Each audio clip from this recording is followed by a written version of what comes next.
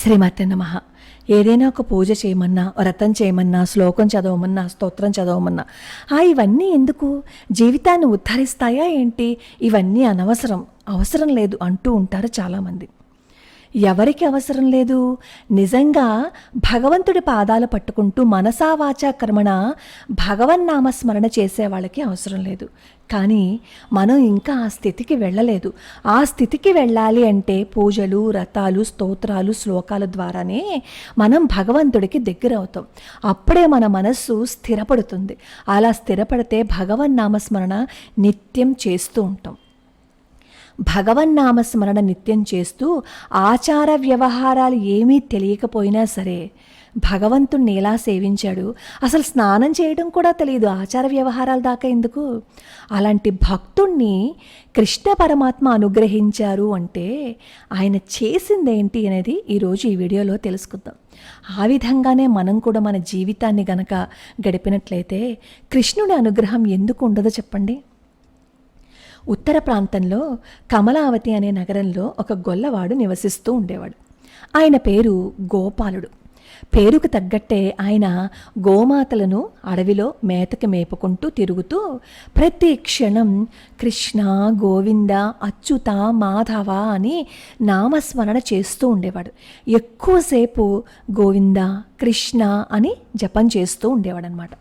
ఏ పని చేసినా సరే కృష్ణ కృష్ణ కృష్ణ కృష్ణ నామస్మరణం తప్ప ఆయనకి ఇంకొకటి తెలియదు.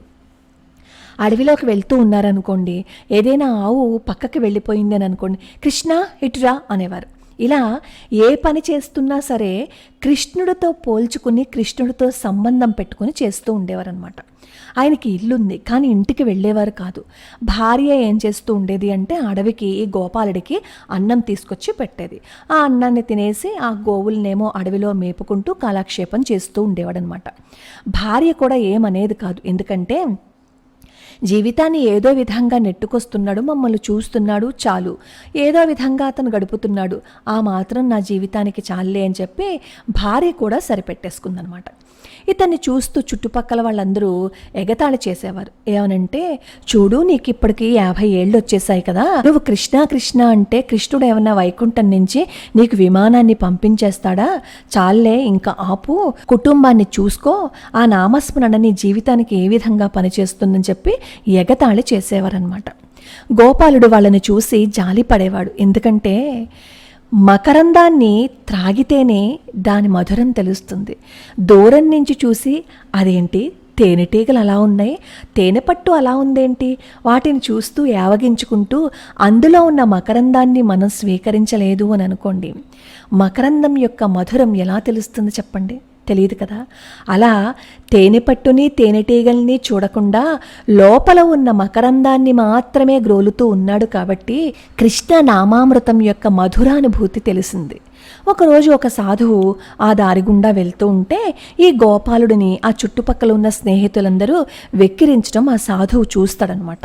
చూసి వాళ్ళందరితోనూ అంటాడు, చాలా పాపం చేస్తున్నారు, అతనికి ఏం తెలియకపోవచ్చు, భగవన్నామస్మరణ చేస్తున్నాడు కదా, అలా భగవన్నామస్మరణ చేస్తున్న వాళ్ళని ఎప్పుడు ఎగతాళి చేయకూడదు, అది మహాపాపం ఆ సాధువు అంటారనమాట.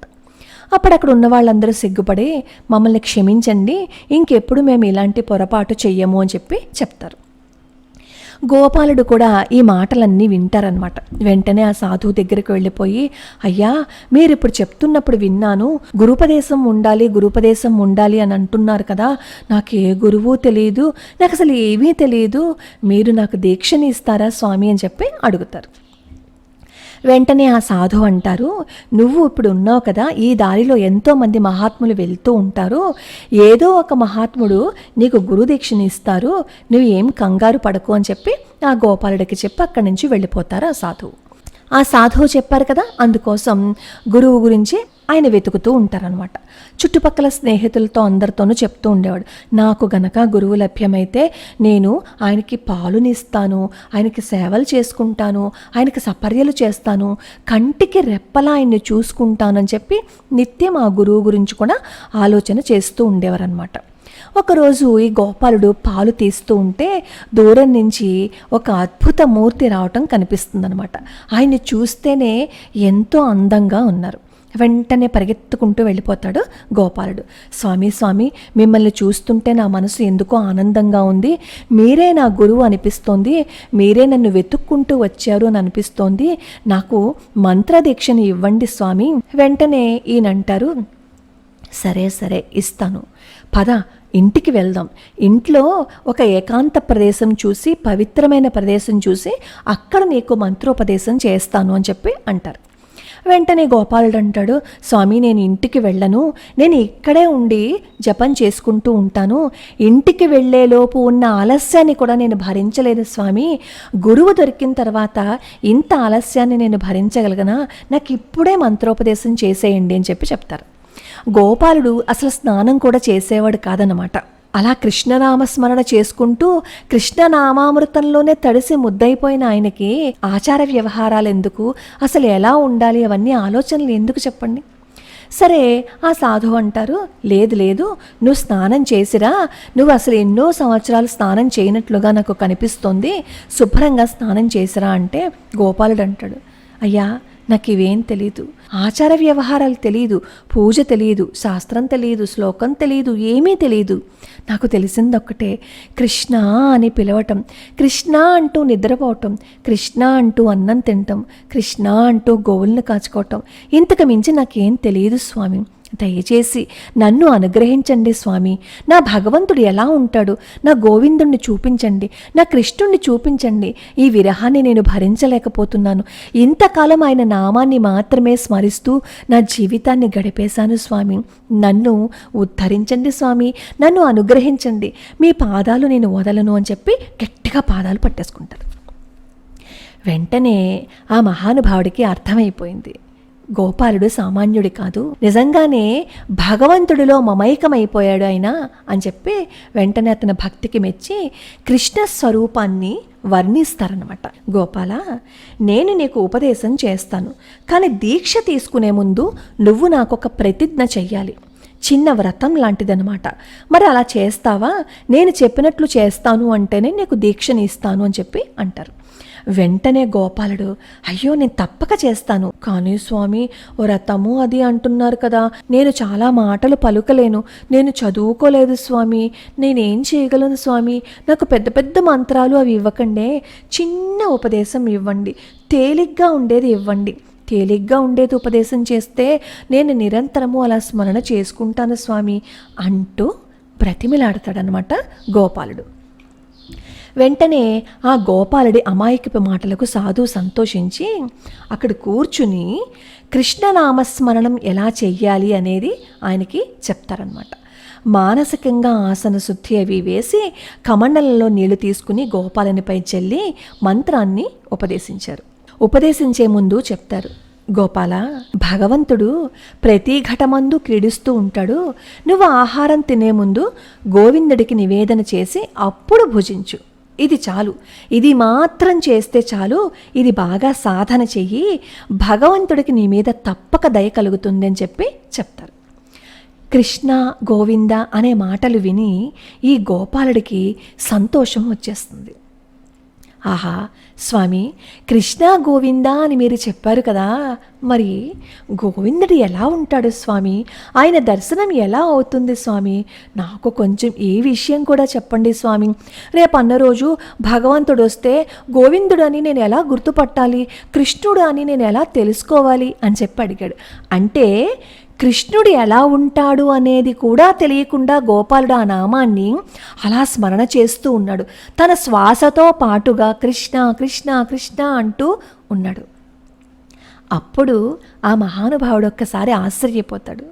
నీకు రూపం తెలీదా, తెలియకుండా మరి ఇన్నాళ్ళు నువ్వు ఎలా నామస్మరణ చేశావు అంటే, ఏమో తెలియదు స్వామి, అందరూ చెప్తారు కదా గోపాలుడు అంటే ఈ గోవుల్ని కాచుకుంటూ ఉంటారని, మరి ఈ గోవులే కదా నాకు ప్రాణాన్ని ఇస్తున్నాయి అంటూ గోమాత యొక్క గొప్పతనాన్ని చెప్తూ అంతటి గొప్ప గోమాతలను కాస్తూ ఉండేవాడు కదా కృష్ణుడు, అందుకే నాకు కృష్ణుడంటే ఇష్టం. శ్రీకృష్ణ పరమాత్మ యొక్క ముగ్ధ మనోహర రూపాన్ని వర్ణిస్తూ గోపాలుడికి చెప్పేస్తాడు. అలా చెప్తున్నంతసేపు ఈ గోపాలుడు కూడా కృష్ణ పరమాత్మని అలా తన హృదయంలో ప్రతిష్ఠించేసుకున్నారనమాట. సరే, ఆయన ఏం చేస్తారు అంటే, నీకు నేను మంత్రాన్ని ఉపదేశించాను కదా, కానీ ఒకటి మాత్రం మర్చిపోకూడదు, నువ్వు తినే ఆహారాన్ని కృష్ణ పరమాత్మకి నివేదన చెయ్యాలి, నివేదన చేసే ముందు ఒక్క తులసి దళం వేసి నివేదన చెయ్యి అని చెప్తారు. సరే, గోపాలుడు ఎంత గొప్పవాడు అంటే ఆయన చెప్పిన మాటని తూచా తప్పకుండా పాటించాలి అని అనుకుంటారు. సరే, ఆ సాధువు అక్కడి నుంచి వెళ్ళిపోతారు. వెళ్ళిపోయిన తర్వాత భార్య వస్తుంది. భార్యకి కానీ చుట్టుపక్కల ఉన్న వాళ్ళకి కానీ ఇలా సాధువు వచ్చి మంత్రోపదేశం చేశారు అనే విషయాన్ని చెప్పడనమాట. ఈ గోపాలుడికేమో భార్య ఆహారాన్ని తీసుకొచ్చి తినండి అని చెప్తుంది. నేను తింటానులే, నువ్వు వెళ్ళిరా అని భార్యతో చెప్తాడు. భార్య వెళ్ళిపోయిన తర్వాత ఆ ఆహారాన్ని తీసుకుని గోపాలుడికి నివేదనగా సమర్పణ చేసి, రా కృష్ణ, రా గోపాల, రా గోవింద, రా ఆహారాన్ని తీసుకో, నీకు పెట్టి కానీ నన్ను తినద్దు అని చెప్పారు. కృష్ణ పరమాత్మ ఏమన్నా వచ్చారా? రాలేదు. ఈ గోపాలుడు ఏం చేస్తాడు అంటే కృష్ణుడి కోసం చూసి ఇంక కృష్ణుడు రావటం లేదు అని ఆ ఆహారాన్ని అడవిలో ఉన్న జంతువులకి పెట్టేస్తాడనమాట. మళ్ళీ మరుసటి రోజు కూడా భార్య ఆహారం తీసుకొస్తుంది. మళ్ళీ అలానే పిలుస్తాడు. కృష్ణుడు రాడు. మళ్ళీ అదే ఆహారాన్ని అడవుల్లో వేసేస్తాడు. ఇలా 18 రోజులు గడిచాయన్నమాట. రోజుకి భర్త క్షీణించిపోతూ ఉంటే భార్య అడుగుతుంది, ఏమైంది, ఎందుకు అలా ఉన్నావు, అన్నం తింటం లేదా, దా ఇంటికొచ్చే అంటే గోపాలుడు ఒప్పుకోడు. నేను రాను, నేను ఇక్కడే ఉంటాను అని అంటాడనమాట. అలా 23 రోజులు గడిచిపోతాయి. కళ్ళన్నీ లోపలికి వెళ్ళిపోయాయి.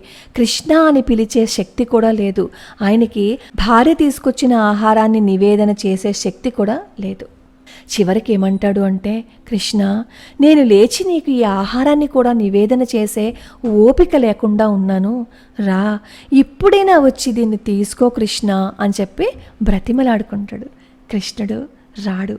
కృష్ణ, నాకు ఇంక శక్తి లేదు కృష్ణ, బలం తగ్గిపోయింది కృష్ణ, ఇదే నా ఆఖరి ప్రార్థన కృష్ణ, నిన్ను చూడాలి, నా ప్రాణం పోయేలోపు ఒక్కసారి నిన్ను చూడాలి కృష్ణ, ఒక్కసారి కనిపించు కృష్ణ, నిన్ను వదిలి నేను ఉండలేను కృష్ణ, నీ నామాన్ని స్మరిస్తున్నాను, నువ్వెలా ఉంటావో ఆయన చెప్పారు, అది మాత్రమే నాకు తెలుసు కృష్ణ, నిన్ను చూడాలని ఉంది కృష్ణ, నిన్ను వదిలి ఉండలేకపోతున్నాను కృష్ణ, నా వల్ల కావటం లేదు, రా కృష్ణ, రా కృష్ణ అని అక్కడే ఆయన స్పృహ తప్పి పడిపోతారు. అప్పుడు కృష్ణ పరమాత్మ వస్తారు. వచ్చి గోపాలుడి భుజం మీద చెయ్యి వేసి గోపాల అని పిలుస్తారు. నీరసంగా కళ్ళు సగం మూతలు పడిపోతూ ఉంటే ఆ సగం మూతలు పడిపోయిన కళ్ళలో నుంచి గోపాలుడి యొక్క రూపాన్ని చూశాడు. అచ్చం ఆ సాధువు ఎలా అయితే చెప్పారో కృష్ణుడు కూడా అలానే ఉన్నాడు. వెంటనే ఠక్కున లేచి కూర్చొని, కృష్ణ వచ్చావా, రా, ఇన్నాళ్ళు నీవు ఆహారాన్ని ఎందుకు తీసుకోలేదు, ఆకలితో ఉండిపోయావు, చూడు నీ కడుపు ఎలా అయిపోయిందో, చూడు నీ కళ్ళు ఎలా అయిపోయాయో, చూడు నీ ముఖం ఎలా అయిపోయిందో అంటూ తన రూపం ఎలా ఉందో ఆ రూపాన్ని కృష్ణుల్లో చూపించుకుంటూ చెప్తున్నాడు. అప్పుడు కృష్ణ పరమాత్మ చెప్తాడు, గోపాల, నువ్వు ఇచ్చిన ఆహారాన్ని నేను తింటున్నాను, నేను భక్తి ప్రేమలతో అర్పించిన అన్నాన్ని తింటాను, భక్తుల భక్తే నాకు ఆహారం, కాబట్టి నా ఆకలి తీరిపోతుంది, నా కడుపు నిండుగానే ఉంటుంది, ఇకపై నీకు ఎటువంటి బాధలు ఉండవు, రా అంటే గోపాలుడు అంటాడు, ఈ మాటలకేం కానీ నువ్వు వచ్చి ముందు నైవేద్యాన్ని స్వీకరించు, నాకు సాధువు చెప్పారు కదా అంటాడు అమాయకంగా. వెంటనే కృష్ణ పరమాత్మ కళ్ళలో నుంచి నీళ్లు ధారగా గోపాలుడిపై పడిపోతున్నాయి. ఎంతటి ధన్యజీవి ఆ గోపాలుడు! గోపాలుడు కోసం కృష్ణ పరమాత్మ కన్నీళ్లు పెడుతున్నారు అంటే ఇంకా అతని జీవితం ధన్యమైపోయింది కదా, అతని జీవితానికి ఇంకేం కావాలి? కృష్ణ పరమాత్మ కన్నుల నుంచి నీళ్లు కారుతున్నాయి అంటే ఇంకా జీవికి ఏం కావాలి? వెంటనే కృష్ణ పరమాత్మ అక్కడ ఉన్న ఆహారాన్ని తీసుకుని తన నోట్లో పెట్టుకుని తను తింటూ గోపాలుడికి కూడా తినిపించి, గోపాల లే అని గోపాలుడిని మళ్ళీ అక్కడి నుంచి లేపి కౌగలించుకుని, నీ ప్రేమకి నేను లొంగిపోయాను, ఇంతటి ప్రేమని నాకిచ్చి అన్నం తినలేదంటావేంటి గోపాల అంటూ కృష్ణ పరమాత్మ గోపాలుడిని గట్టిగా పట్టుకుని అదృశ్యమైపోతారు. గోపాలుడి ఆనందానికి అవధులు లేకుండా పోతాయి. ఆ మర్నాడు గోపాలుడి భార్య చూడడానికి వస్తుంది. మునుపెన్నడూ చూడని కాంతి ఆయనలో కనిపించింది.